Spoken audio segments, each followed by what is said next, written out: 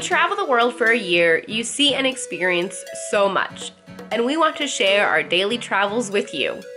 Unfortunately, a hard drive failure means we have to tell the middle a little bit differently. So, welcome to Storytime with the Happy Hoppies in this edition of the Lost Episodes.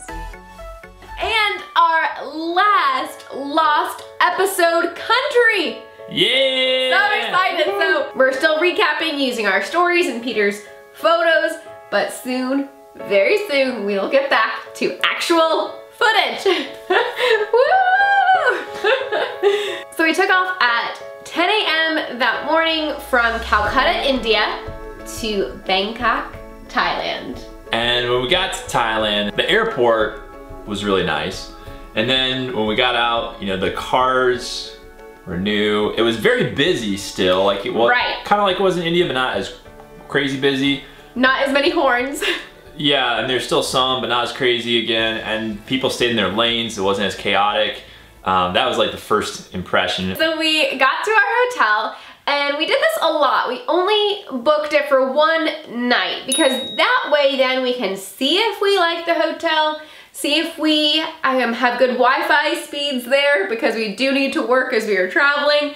And so we got there for one night, loved it, and then booked 2 more nights. We would have even booked more, but then at that point they were full. So we stayed there for 3 nights. They provided like noodle cups and snack cakes, which was super nice because we actually didn't eat. We landed at 10 a.m., but I'm not sure, you know, it was definitely past lunch by the time we got to our hotel. So it was so nice to just then have a hot water maker there and just be able to make the noodle cup right there in our room. So that was our quick snack and our quick lunch, and then we were kind of sitting down and like planning like what we were going to do while we were in Bangkok. Mm-hmm. And I remember at that hotel, it was the Southside Garden Hotel, and the bathroom was outside. You actually had to go outside of the AC. Yeah, it was our personal bathroom, but it was like on the porch. It was a very small bathroom and it was a wet bathroom, and so therefore just the little shower spigot I think came out of the sink, and so you didn't have much room to take a shower. But it was great. We loved the place. The people were so friendly. Oh, and this is when we got there to get checked in, we went into the little lobby area and we're very quickly reminded that you have to take your shoes off. So right at the door, you take your shoes, leave them outside, go inside with just your socks. And also Thailand is different in that girls say a different greeting than guys say for hello. So girls say Khap Kun Ka. And then guys say Khap Kun Krap. Yeah. Crap, crop, it's like somewhere in there, but... We probably got the pronunciation incorrect. But I'd actually already been to Thailand back in 2012. So I remember back when I went during college that it was like super cheap.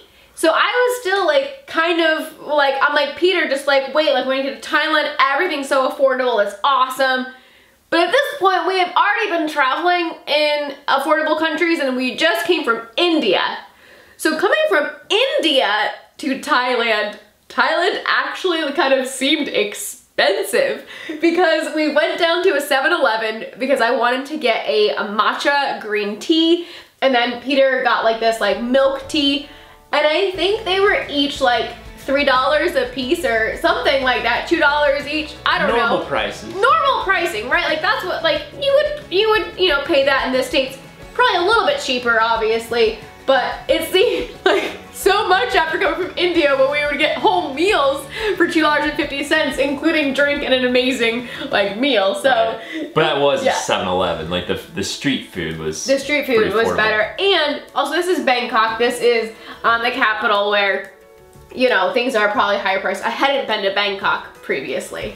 Another reason we were excited to be in Bangkok is they have a DJI store. So I went to the DJI store, took the drone that had been broken since I was doing the update way back in Belgium. Yeah, Belgium. Right before going to Tunisia. Finally, we dropped it off. They ended up swapping it out, and I wasn't sure how long it was gonna take, so I had to leave it there for a couple of days. But they swapped out the little ribbon piece that had been pinched because it had that clamp on it. And it cost about 90 bucks to fix that little ribbon. We left the drone at the shop and then walked back to our hotel, and on the way back there was this guy in this little alley just cooking up, grilling some meat. Yeah, and so we had seen him when we were on our way to drop off the DJI, and so we're like, that looks good, like let's get that on the way back. And on the way back, we stopped, I believe like 5 p.m. or something, and people were stopping their cars on the way home from work, getting their dinner from this guy. Like they got like a large bag, like they're probably taking it back to their family, and we're like, wow, this is definitely a good vendor to get from. And it wasn't even like, he wasn't on the main street, he was on the side street, so everybody that came to him had to know he was there. Like it wasn't like you were just like, oh, let's go to him.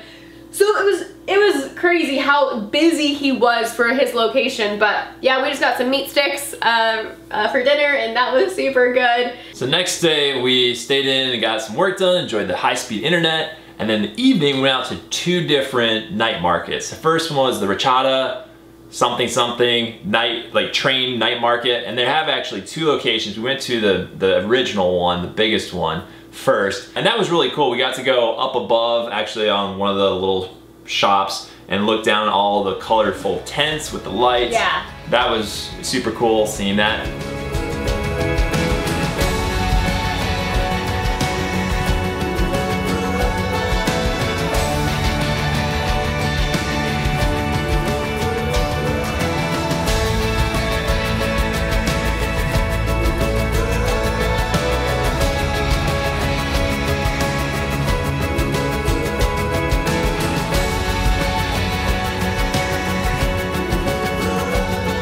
And then we went down to the Thailand Neon or something, night market, and that one was really cool too.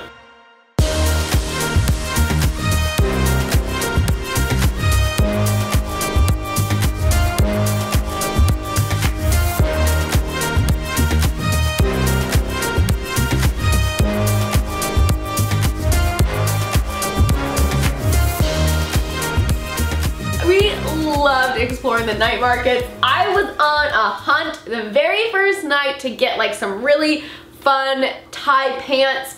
I didn't need more clothes with me, but I was kind of wanting something a little bit more like lightweight, not as like heavy as my jeans or my long pants, but still like be pants.